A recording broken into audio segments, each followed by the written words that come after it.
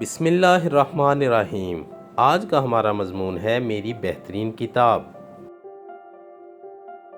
मेरी बेहतरीन किताब कुरान पाक है।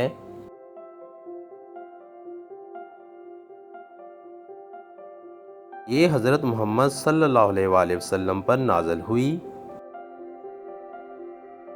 इसमें हर तरह की रहनुमाई मौजूद है।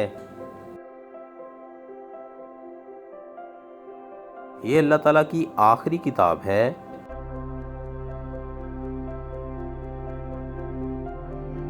इसमें 30 पारे हैं।